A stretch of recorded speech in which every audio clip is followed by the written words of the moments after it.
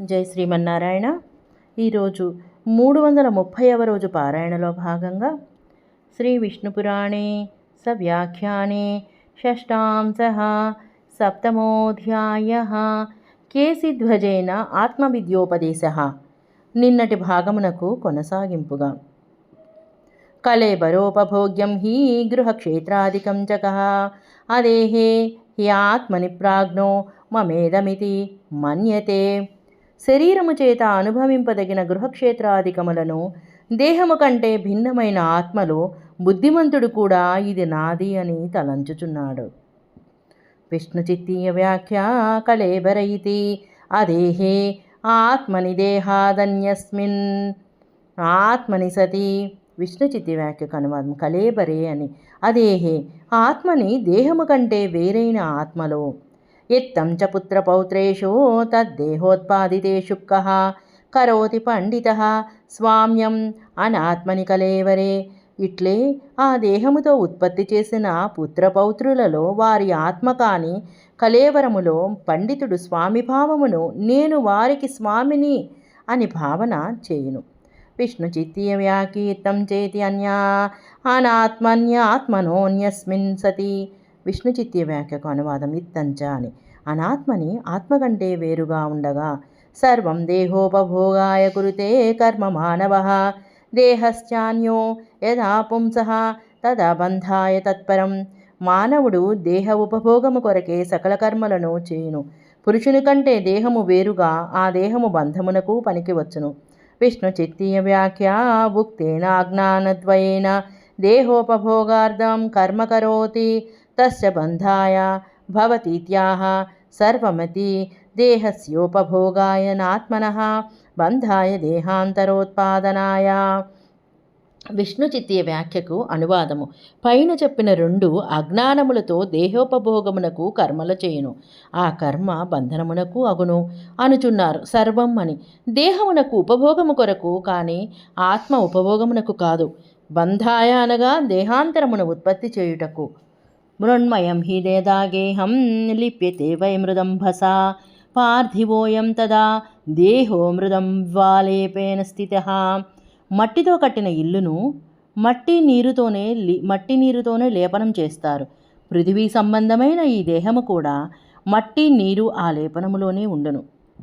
విష్ణుచిత్తీయ వ్యాఖ్య దేహోపభోగమేవ దర్శయతి మృణ్మయం హీత్యాదిద్వయేన.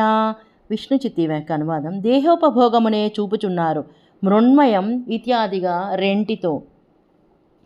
పంచభూతాత్మకైర్భోగై పంచభూతాత్మకం వపుః ఆప్యాయతే యది తతః పుంసో భోగోత్ర కిం కృతః.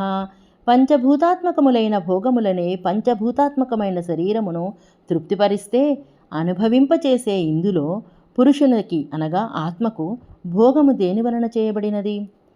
అనేక జన్మ సాహస్రీం సంసార పదవీం వ్రజన్ మోహశ్రమం ప్రయాతో సౌ వాసనా రేణుకుంఠితః. అనేక వేల జన్మల సంసార పదవిని పొందుచు వాసనారేణుకుంఠితుడై మోహశ్రమను ఇతను పొందును. విష్ణుచిత్తీయ వ్యాఖ్య దేహస్య పార్థివత్వ పాంచభౌతికత్వోక్తి మతభేదేన తదిదముభయ విధమజ్ఞాన మధ్యాత్మజ్ఞానేన నిరస్యత ఇత్యాహ. అనేకేతి ద్వయేన అనేకేతి వాసన అజ్ఞాన కర్మోభయనా వాసన మోహశ్రమం అజ్ఞానజం దుఃఖం. విష్ణుచిత్తీయ వ్యాఖ్యకు అనువాదం దేహము పార్థివము పాంచభౌతికము అని చెప్పుట మతభేదమును అనుసరించి ఇట్లు రెండు విధములైన ఈ అజ్ఞానము అధ్యాత్మ జ్ఞానముతో నిరసించబడును అనుచున్నారు. అనేకేతి ద్వయేన అనేక అనా వాసన అనగా అజ్ఞాన కర్మోభయ వాసన, మోహాశ్రమం అజ్ఞానం వలన కలుగు దుఃఖము. ప్రక్షాళ్యతే యదాసోస్య రేణుర్జ్ఞానోష్ణవారిణ తదా సంసార పాంతస్య యాతి మోహశ్రమశ్రమం. ఇతని రేణువు జ్ఞానోష్ణ వారితో ప్రక్షాళన చేయగలిగితే అప్పుడు సంసారపు బాటసారికి మోహశ్రమము శమమును పొందును. మోహశ్రమే సమం యాతే స్వస్థాంతఃకరణః పుమాన్ అనన్యాతిశయా బాధం పరం నిర్వాణమృశ్యతి.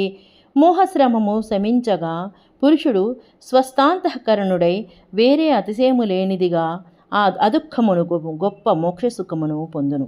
విష్ణు చిత్తీయ వ్యాఖ్య మోహేతి అనన్యాతిశయరహితం అబాధం అదుఃఖం నిర్వాణం మోక్షసుఖం. విష్ణు చిత్తీయ వ్యాఖ్యకు అనువాదం: మోహాని అనన్యాతిశయరహితం, అబాధం అనగా అదుఃఖము, నిర్వాణం అనగా మోక్షసుఖం.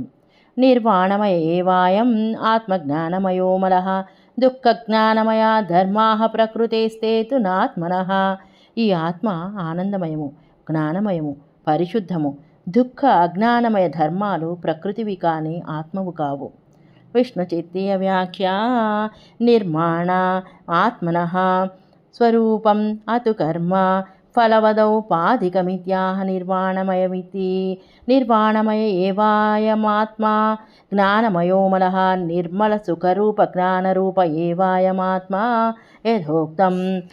యథా న క్రియతే జ్యోత్స్నామలస్య క్షాళనాన్మణే దోషాప్రహాణాన్న జ్ఞానమాత్మనః క్రియతే తథేతి న విజ్ఞాతుర్విజ్ఞాతేర్వి పరిలోపో విద్యతే సంపద్యావిర్భావః స్వేన శబ్దాత్ యావదాత్మభావిత్యాదిత్యాది ఆగంతుకచైతన్యాది గుణకాత్మేతి వాదాదేవ బాహ్యః ప్రకృతేస్తే తు నాత్మనా ఇది ప్రాప్త వివేకేన ప్రకృతి సంబంధ నిబంధనత్వాదుక్తం నత్వచేతనధర్మాః నహి దేహస్య కరణానాం వా సుఖిత్వాద్యనుసంధాన సంభవః పురుషః ప్రకృతిస్థో హి భుంక్త ఇత్యాది విరోధశ్చః.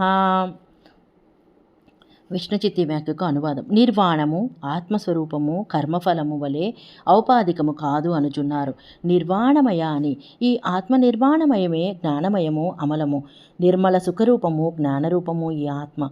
ఇట్లు చెప్పబడినది. మణికి మలమును కడుగుట కంటే వెలుగు ప్రసరించదో, దోషము తొలగనిదే ఆత్మకు జ్ఞానము ప్రకాశించదు అని. విజ్ఞాతకు జ్ఞానమునకు లోపముండదు. సంపద్యావిర్భావము స్వేన శబ్దాత్ యావదాత్మాభావిత్వాత్ ఇత్యాదిగా చెప్పి ఉన్నారు. ఆగంతుక చైతన్యాది గుణకము ఆత్మ అనున్నది వాదము కంటే బాహ్యము, అది ప్రకృతికే కాని ఆత్మకు కాదు అని. ప్రాప్త అప్రాప్త వివేకముతో ప్రకృతి సంబంధ నిబంధనత్వాత్ చెప్పబడినదే కాని అది అచేతన ధర్మము కాదు. దేహమునకు కాని కారణములకు కాని సుఖత్వాద్యనుసంధానము సంభవించదు. పురుషుడు ప్రకృతిలో ఉండి అనుభవించును అనుదానికి విరోధము కదా. సశేషము. జై శ్రీమన్నారాయణ.